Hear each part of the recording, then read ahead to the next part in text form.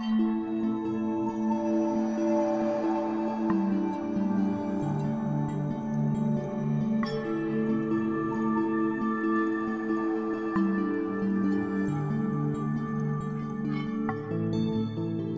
Libertiny uit Slowakije komt in 2004 uit liefde voor Dutch design naar Nederland. Hij begint een studie aan de Design Academy in Eindhoven. Sinds de jaren 90 speelt Dutch design een rol van betekenis op de internationale designmarkt. Veel gehoorde trefwoorden zijn Hollandse nuchterheid, relativerende humor en verrassende, slimme vormgeving.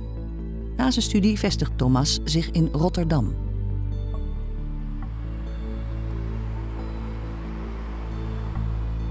It has to do something with my mom liking Holland.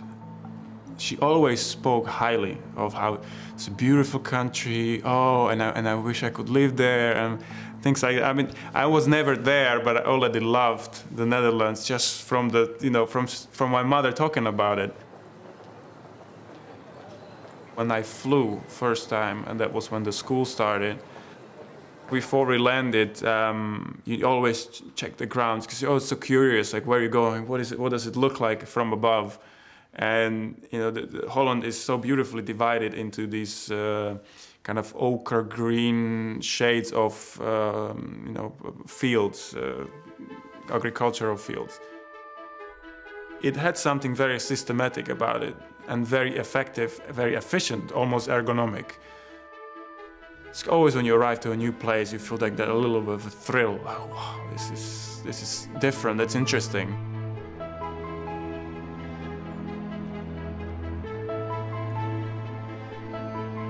Rotterdam doesn't have the same vibration as Utrecht or Den Haag or Amsterdam.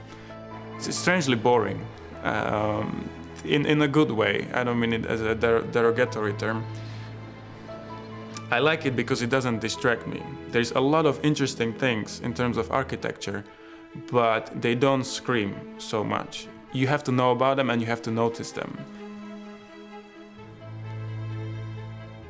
For working, it's really important because you don't want a city that takes you away from a certain mood, from working discipline. It's a tease, but it's not like a please, Tomas voelt zich tot Nederland aangetrokken door Dutch design. Maar wat is dat volgens hem?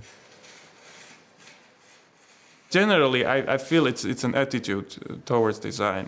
It's that sense of humor, that lightness with which it approaches. It doesn't take itself so seriously.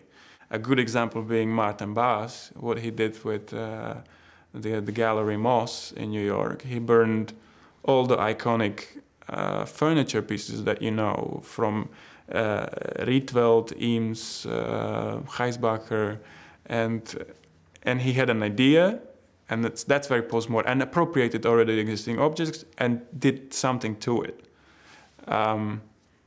That would describe Dutch design to me in that stage.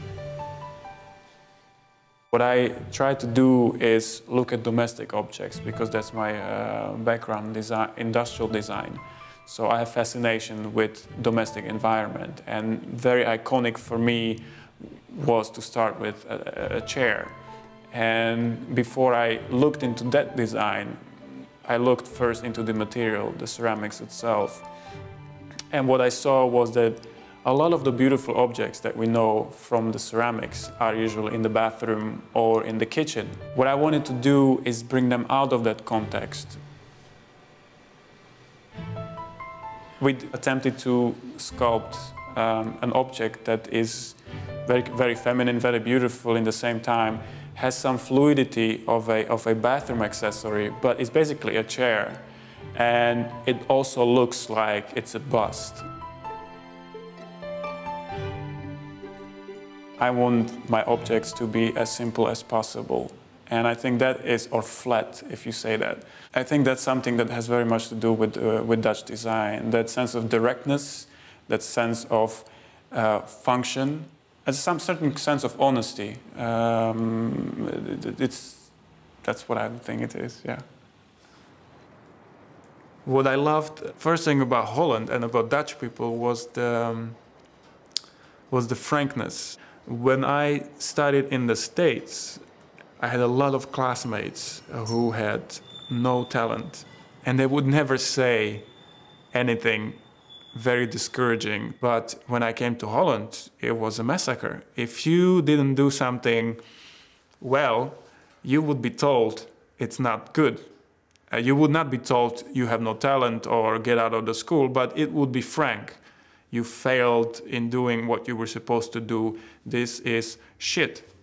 And they would use the word shit in the class. And I was like, this is great.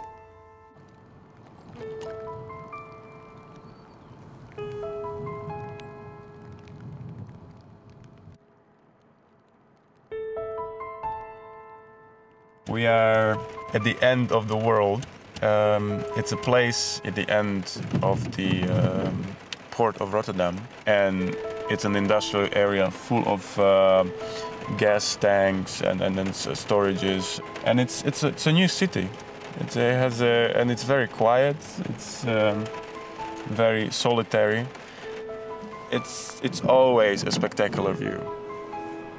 Holland is just about the right size, that you can still have a sense of it's a big country, big enough to travel around, to reach places, still feel that you're traveling, you know, for 2 hours, 3 hours by car.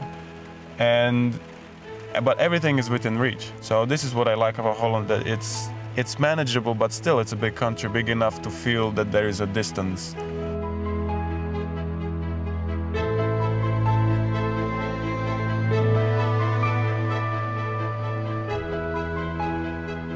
Every time I land at Schiphol, I have this great sensation that I'm finally safe and home. If I feel that, I think I'm in a strong position to say I feel Holland is my home. I became more disciplined because I had to start planning things, and you couldn't pull strings. Like it's like, oh, please, can you do this for me? We're closing. It's 6 o'clock. We're closing. Yeah, but it's 1 minute to 6. Please. No. I'm sorry. We cannot help you. It's like, well, okay. Next day I come earlier. You know, because I was used to that type of flexibility in Slovakia, because people know people and everything's kind of familiar. Oh, okay, I know you. Okay, I'll just come in. We'll kind of close one eye. In Holland, it's very sort of. So I started to be, okay, this needs to be done. I have to do this. And so it did good towards my professional life to be here, making everything to do it. And then after 6 or after 7, wherever you end, that's your free time after that. But do what you have to do within your work time.